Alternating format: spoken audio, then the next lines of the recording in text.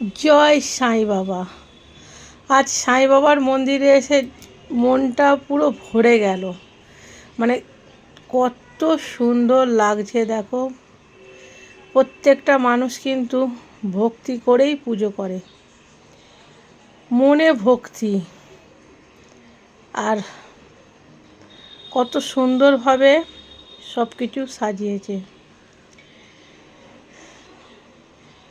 যেমন ঠাকুরকে মানুষ ভক্তি করে পুজো করে, সেরকমই যদি মানুষকে ভক্তি করত তাহলে এই পৃথিবীটা অনেক ভালো হয়ে যেত। এই পৃথিবীতে কিন্তু ভালো খারাপ প্রত্যেকটা মানুষই থাকে, কেউ কিন্তু খারাপ হয়ে জন্ম নেয় না। জন্ম সবাই কিন্তু ভালো হয়েই নেয়। চলো, কেমন লাগছে অবশ্যই জানিও। সাঁই বাবাকে কেমন লাগছে, আর সকলে বলো জয় সাঁই বাবা, জয় বজরংবলী, জয় গণপতি বাবা। আজ মন্দিরে এসে কিন্তু আমি প্রসাদও পেয়ে গেছি।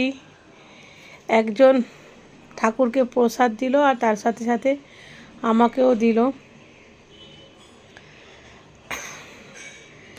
আর একটাই কথা, কোনো দিন কারোর ক্ষতি করো না। কারোর ওপর কারোর রাগ যতই থাকুক, তাকে মুখে বলে তার ওপর চিৎকার করে সেই রাগটাকে শেষ করো, কিন্তু তার সেই মানুষটার ওপরে ক্ষতি করে কিন্তু কোনো দিন শেষ করো না। কেন? একদিন কিন্তু ভগবান তোমাকেও দেবে। আজ তুমি হাসছো, তখন এখন ভগবান সহ্যের পরীক্ষা নিচ্ছে অন্য মানুষকে, কিন্তু সেই সহ্যটাও কিন্তু একদিন ভগবান অন্যদিকে ঠিক ফিরিয়ে দেবে।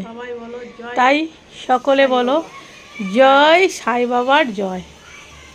টাটা, বাই বাই, ভালো থেকো, সুস্থ থেকো।